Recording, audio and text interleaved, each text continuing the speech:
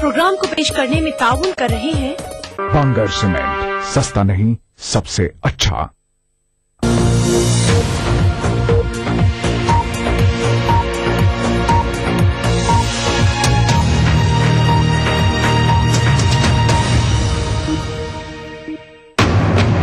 दुनिया के सबसे बड़े न्यूज सेंटर से ये है बीबीसी ग्लोबल इंडिया। नमस्कार, मैं हूं नेहा भटनागर। हर सप्ताह ग्लोबल इंडिया में हम लेकर आते हैं वो खबरें जो जुड़ी हैं आपसे, तो महसूस कीजिए हमारे साथ खबरों की धड़कन। ग्लोबल इंडिया में इस बार दुनिया भर में जारी आर्थिक सुस्ती के दूर होने के आसार, मगर कई बड़ी चुनौतियां अब भी बरकरार। ईरान पर लगी अंतर्राष्ट्रीय पाबंदियों में ढील से बढ़ी उम्मीदें, क्या बदलेगी आम ईरानी लोगों की जिंदगी? ग्लोबल इंडिया में इनके अलावा आप देखेंगे क्या सो रहा है सूरज, धरती के मौसम पर पड़ेगा असर।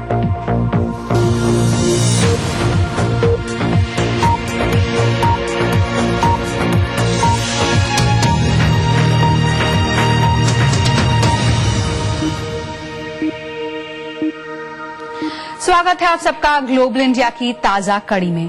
दुनिया भर के शीर्ष नेता स्विट्जरलैंड के खूबसूरत पहाड़ी शहर दावोस में जमा हैं। वर्ल्ड इकोनॉमिक फोरम की बैठक वैसे तो वहां हर साल होती है, मगर इस बार लंबे अंतराल के बाद पहली बार दुनिया भर की अर्थव्यवस्था को लेकर उम्मीद की कोपलें नजर आ रही हैं।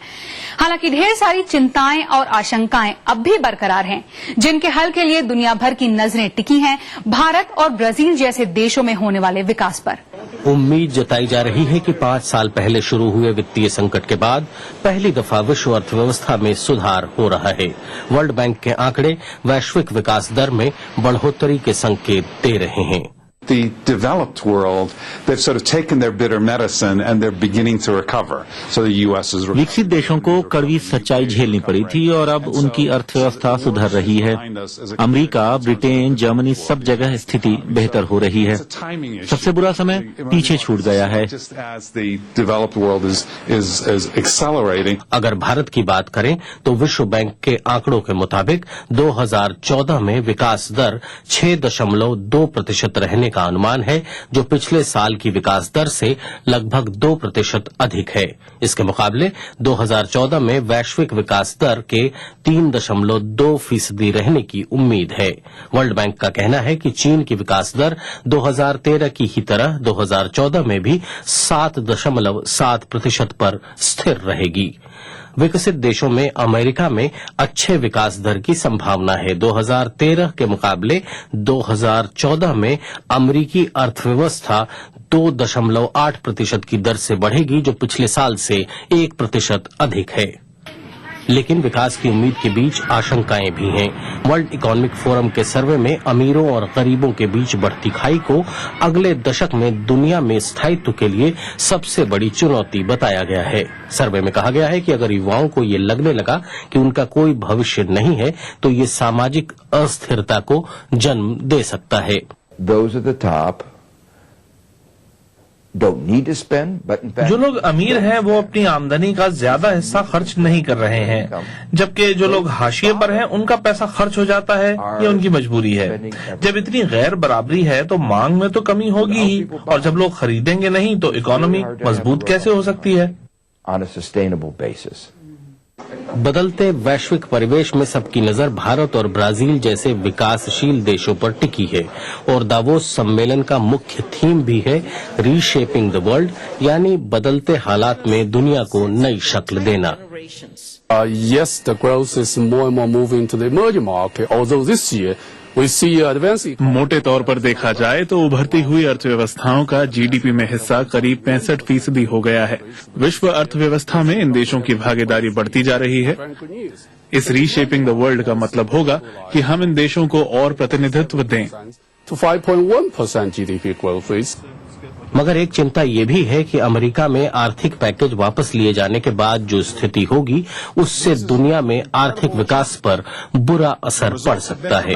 कुल मिलाकर यही कि 2014 में वैश्विक अर्थव्यवस्था के पटरी पर लौटने की उम्मीद तो है, लेकिन आगे का रास्ता चुनौतियों से भरा है। BBC report. और इसी मामले पर और बात करने के लिए स्टूडियो में हमारे साथ मौजूद हैं अंतर्राष्ट्रीय आर्थिक मामलों के जानकार रविंद्र राठी। राठी जी, स्वागत है हमारे कार्यक्रम में। सबसे पहले ये पूछना चाहेंगे कि वर्ल्ड बैंक को उम्मीद है कि भारत की विकास दर 6.2 तक हो सकती है इस साल, लेकिन जितनी राजनीतिक अनिश्चितता है, चुनाव होने वाले हैं, क्या ये मुमकिन है ये विकास दर अचीव कर पाना? जो परेशानियां थी खासकर करंट अकाउंट डेफिसिट के ऊपर, फॉरेन एक्सचेंज रिजर्व्स और फॉरेन एक्सचेंज जो रुपए की गिरावट हुई है, उसमें काफी सुधार आया है पिछले 6 महीनों में। खासकर जो सितंबर के क्वार्टर में करंट अकाउंट डेफिसिट बहुत नीचे आ गया, 1.4% के आसपास। इकोनॉमी एक बार फिर से थोड़ा अपना साइन, अपनी जीवन के उसका जो खोपले वो फूट रही हैं, और जनरली जो स्टिमुलस जो विड्रॉ किया था उसका जो वर्स्ट इम्पैक्ट था, जो पहली उसका जो इम्पैक्ट और आंधी आई थी, वो एक तरह से थोड़ा सा छट रहा है। तो इसलिए पॉसिबल है, बिल्कुल पॉसिबल। और आपने भी अमेरिका के स्टिमुलस यानी आर्थिक पैकेज की बात की। जब पिछले साल ये खबर आई थी कि वो पैकेज हटा लिया जाएगा, तभी इतना ज्यादा अर्थव्यवस्था में भारत की हड़कंप मचा था। तो इस साल जब ये कहा जा रहा है कि ये हो ही जाएगा, तो भारत के लिए पर इसका क्या असर पड़ेगा? ये तो शुरू ही हो गया है, अभी विड्रॉल तो शुरू ही हो गया है, और भारत के ऊपर इसका असर इसके ऊपर डिपेंड करता है कि इकोनॉमी के फंडामेंटल कितने स्ट्रांग हैं। हमारे जो एक्सपोर्ट्स हैं वो जो पिछले 5-6 महीने में एक तरह से थोड़े से सुधर रहे हैं, और जब आपकी करेंसी वीक होती है तो उसका एक डायरेक्ट इम्प्लीकेशन आपके एक्सपोर्ट पे होता है, और वो पॉजिटिव रहा है। फिस्कल डेफिसिट नीचे आया है, और सरकार उसका टर्म वो बहुत छोटा बचा है, बस छोटे टर्म में थोड़े बहुत उन्होंने ऐसे कदम उठाए हैं जिससे कि इन सब परेशानियों को हटाया जा सके। सबसे बड़ा जो मुद्दा आपने जो पहली बात में उठाया था वो है कि इसके बाद राजनीतिक अनिश्चितता बनी रहेगी या हटेगी। अगर राजनीतिक अनिश्चितता हट जाएगी तो मुझे पूरा विश्वास है कि ये जो मुद्दे थे काफी हद तक इनका असर इंडिया के ऊपर कम होगा। रविंद्र राठी जी, हमसे बात करने के लिए शुक्रिया। धन्यवाद। ग्लोबल इंडिया में आगे उधर आओ। मरने के बाद भी जिंदा है उसामा का नाम। पाकिस्तान में दनादन बिक रही है उसामा टॉय गन।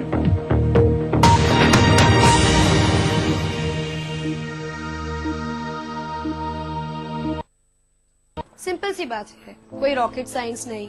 देश युवा है। देश के 50% से ज्यादा लोग अंडर 30 हैं।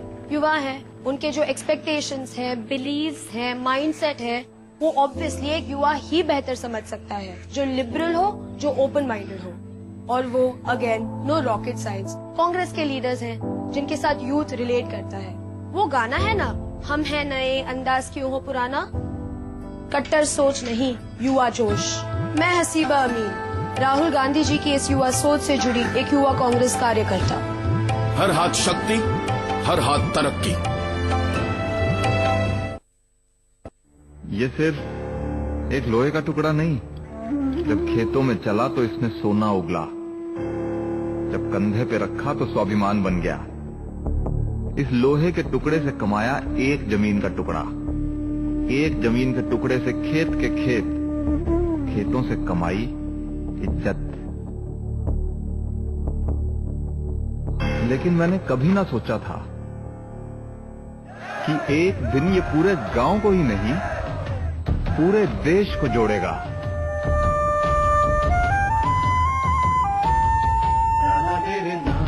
ये कहानी थी एक गांव के योगदान की। इसी तरह देश का हर गांव देगा एक कृषि औजार, जिसके लोहे को मिलाकर बनेगी दुनिया की सबसे ऊंची, किसानों के महान नेता, लौह पुरुष सरदार पटेल की प्रतिमा। श्री नरेंद्र मोदी प्रेरित महाअभियान स्टैच्यू ऑफ यूनिटी, एक भारत श्रेष्ठ भारत।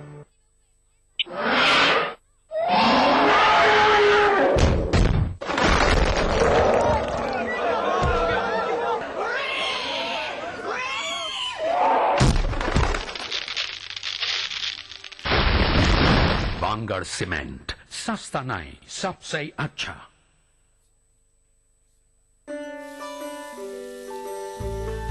उंगली के इशारे से चले दुनिया प्यारे, काम चाहे जो भी हो यही काम आए।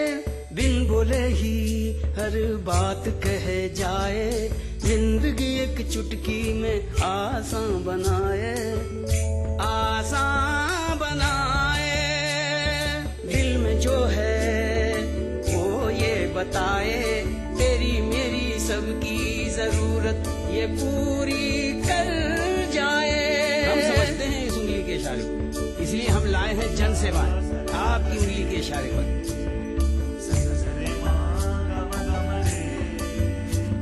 अरे उंगली के इशारे से चले दुनिया प्यारे, काम चाहे जो भी हो यही काम आए। बस कॉमन सर्विसेज सेंटर पहुंचिए और बनाइए अपनी जिंदगी आसान एक उंगली के इशारे से।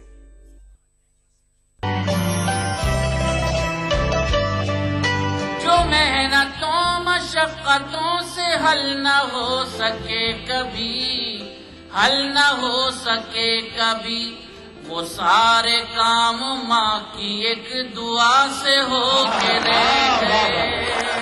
वाह वाह वाह। आग अपना पराया नहीं देखती, घर किसी का जलाने की जिद छोड़ दे। मैं मर भी जाऊं तो ये धरती माँ गोदी में रखती है। अब इतना खैर का बच्चा तो प्यारा हो नहीं सकता। इस सनीचर महफिल मुशायरा में देखिए आजमगढ़ के कुंडरा गहनी में मुनक्किदा एक शानदार कुल हिंद मुशायरा रात 9:30 बजे सिर्फ ETV उर्दू पर। इस प्रोग्राम को पेश कर रहे हैं जिंदा तिलिस्मात, तमाम मौसमी बीमारियों की एक असरदार दवा। ताउन कर रहे हैं मिला स्किन क्रीम, एली फार्मास्यूटिकल्स द्वारा निर्मित। Shri ultra red oxide, Bharat का एकमात्र जंग रोधक सीमेंट। 23 कारगर जड़ी बूटियों का करिश्मा, दर्द है तो लूरामेंट है ना। मुल्क जा खुसरो चे खुसरो। हजरत अमीर खुसरो को खिराज अकीदत। हैदराबाद में मुनक्किदा जश्न खुसरो 27 जनवरी बरोज पीर शाम 5 बजे और रात 11 बजे सिर्फ ETV उर्दू पर।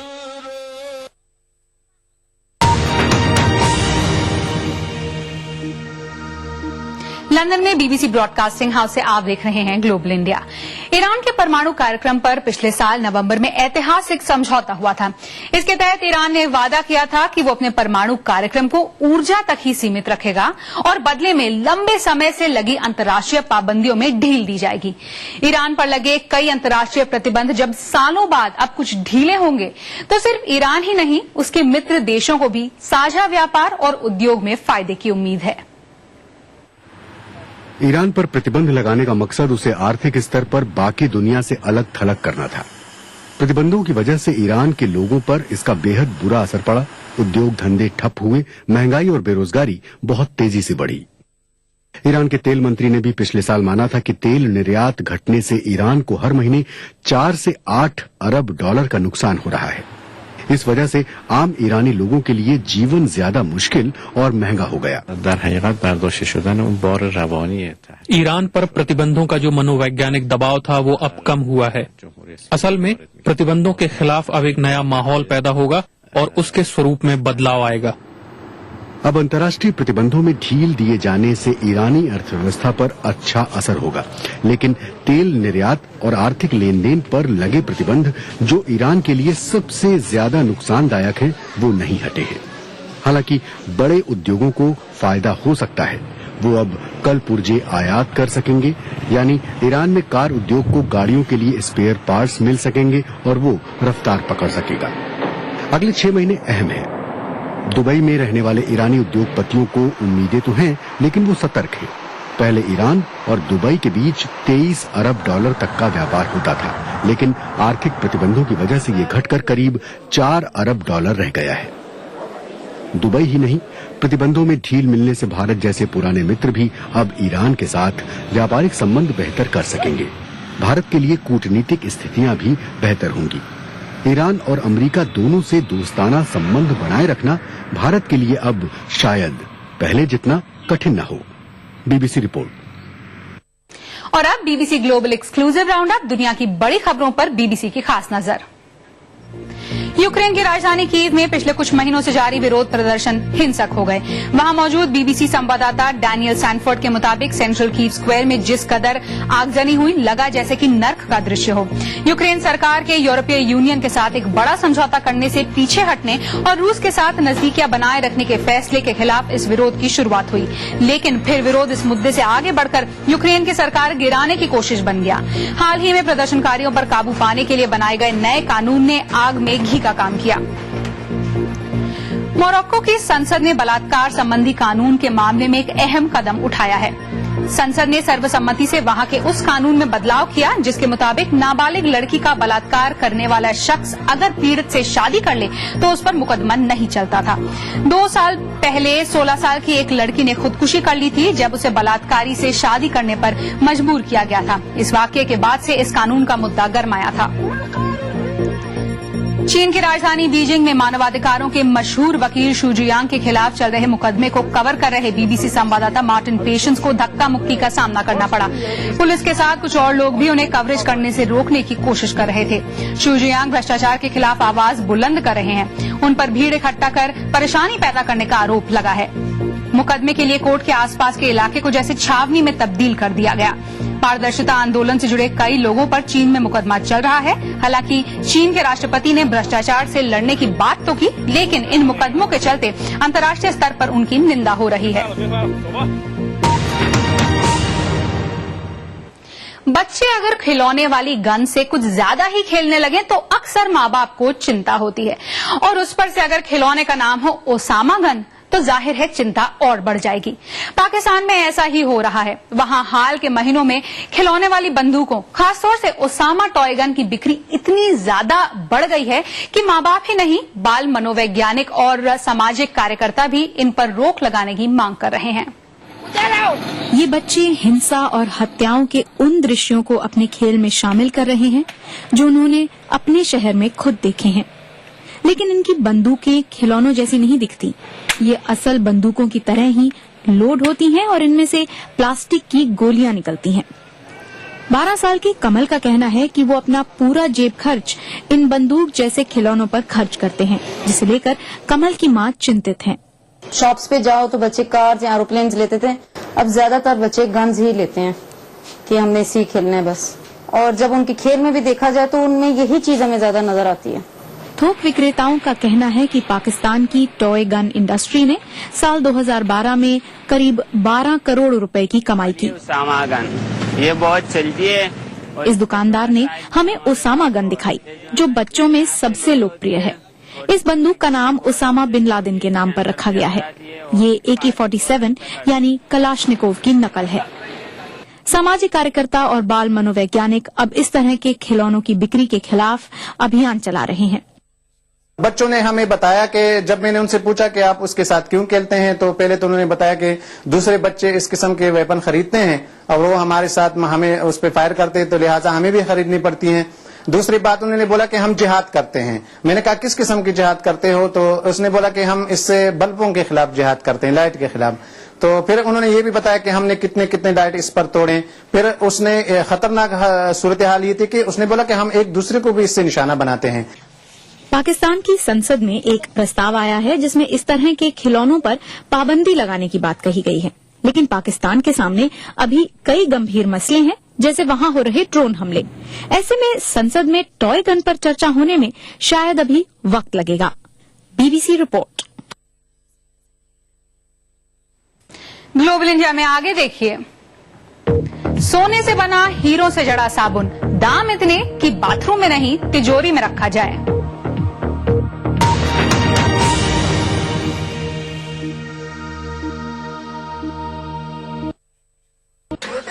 चलो बेटा, रास्ते में ATM पे रोक लेना। रुक रुक रुक यहाँ? हाँ। मैं 2 मिनट में आया। ये ATM कहाँ गया? भाई साहब यहाँ पे एक ATM हुआ करता था। भाई साहब ATM यहाँ से 5 किलोमीटर दूर है। 5 किलोमीटर? पता नहीं क्या चक्कर है। चलो बेटा, तेरी माँ को फोन लगाता हूँ, पता तो लगाऊं तेरी मौसी की फ्लाइट कितने बजे की। जी। अरे पेजर, मोबाइल कहाँ गया? मोबाइल फ्लाईओवर ले ले, जल्दी कर।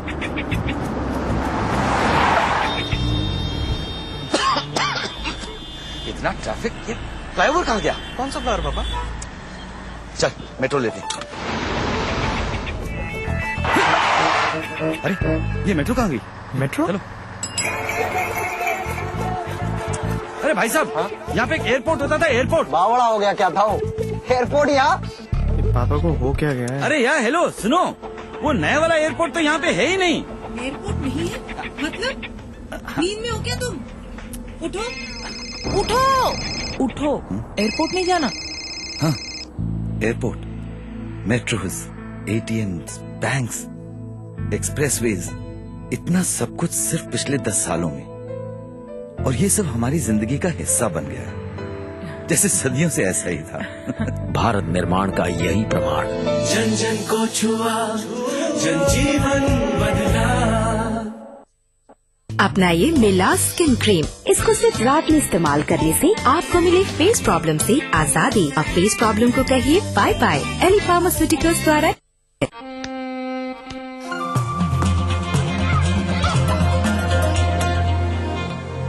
रुको। सचिन, खुले में शौच करने से खेल ही नहीं, सेहत भी खराब होती है। इन्हीं गंदे हाथों से जब हम खाना खाते हैं तो फैलता है डायरिया, जो हमें बीमार और कमजोर बना देता है।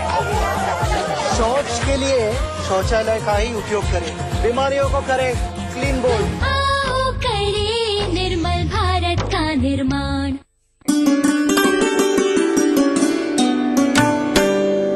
एक शाम कश्मीर के ऐसा लगता है कि दिल पत्थर है, शायद दिल नहीं, वरना क्यों घायल नहीं है तोहमतों के बावजूद। मुझे कौन तुझसे अलग करे, मैं अटूट प्यास तू झील है, तेरे फैसलों से हूँ मुतमईन, न मुतालबा न अपील। वाह वाह वाह। सितमगर, वक्त का तेवर बदल जाए तो क्या होगा, मेरा सर और तेरा पत्थर बदल जाए तो क्या होगा। जमीन पर लोग लाना चाहते हैं आसमानों को, मगर इस सरजमी को आसमां होने नहीं देते। यौम जमहूरिया के मौके पर देखिए एक शाम कश्मीर के नाम से मौसूम श्रीनगर के SKICC ऑडिटोरियम में मुनक्किदा एक शानदार उल हिंद मुशायरा 26 जनवरी रोज इतवार दोपहर 2:30 बजे सिर्फ ETV उर्दू पर।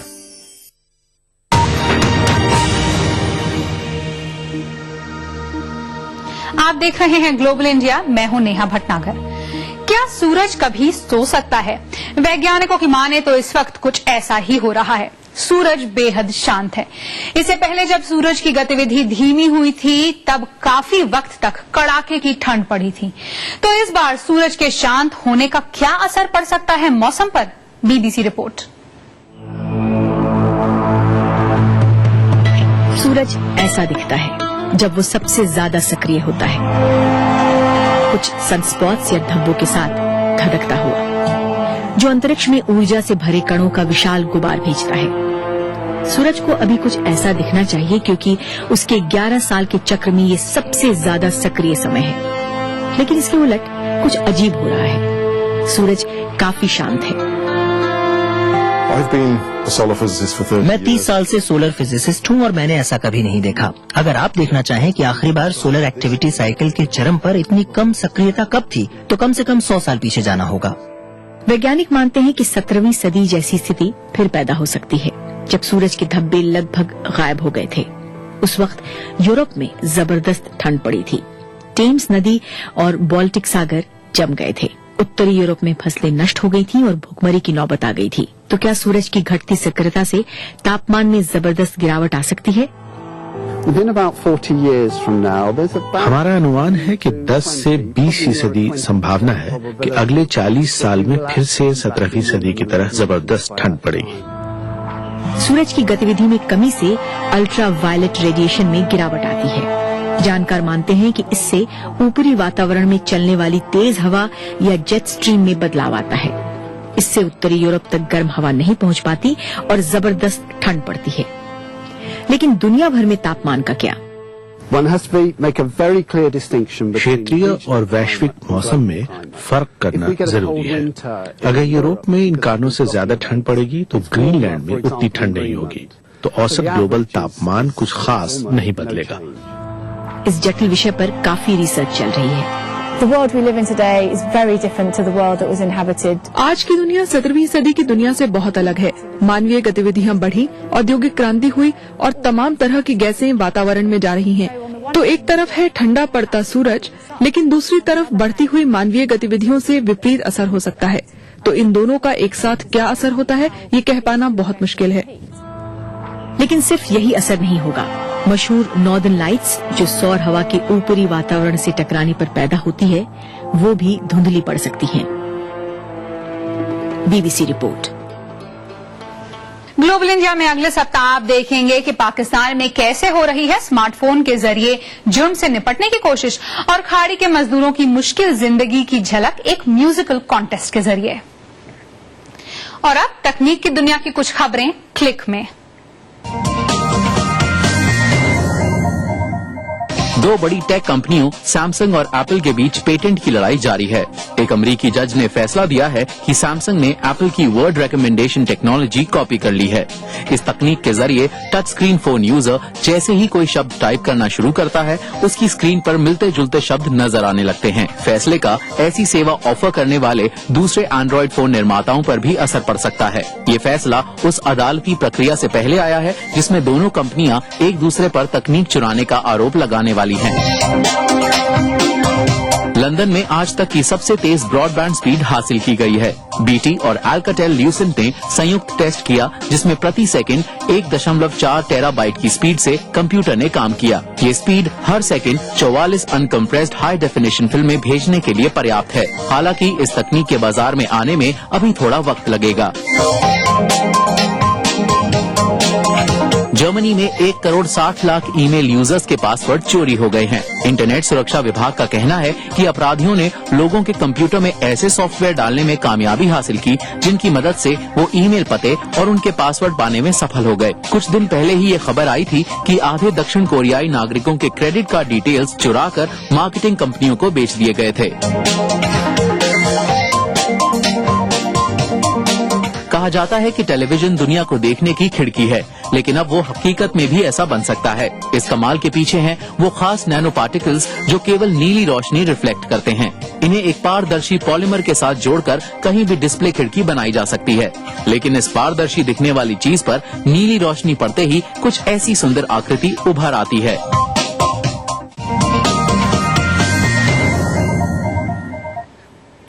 महंगे से महंगे साबुन की कीमत क्या होगी? 100 रुपए? चलिए 500 रुपए।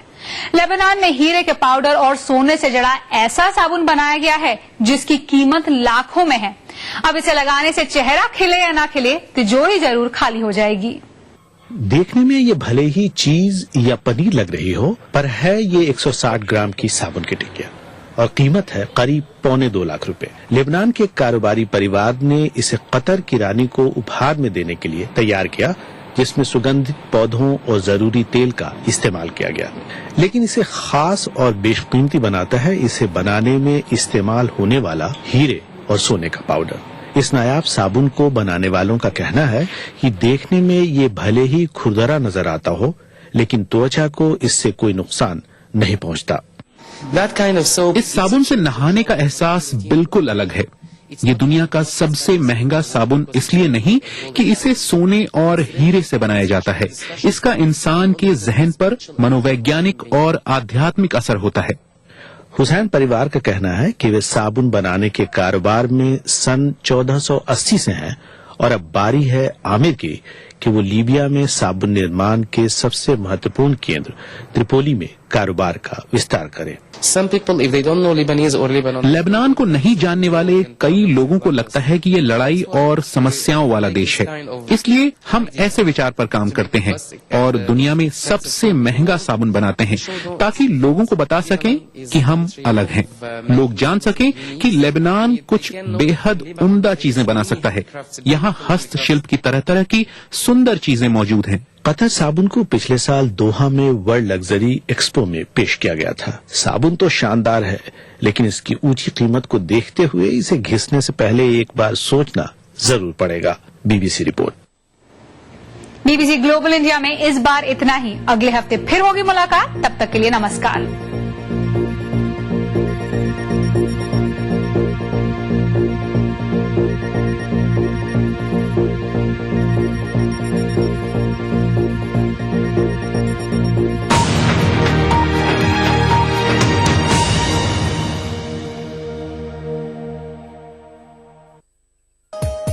प्रोग्राम को पेश करने में ताउन किया।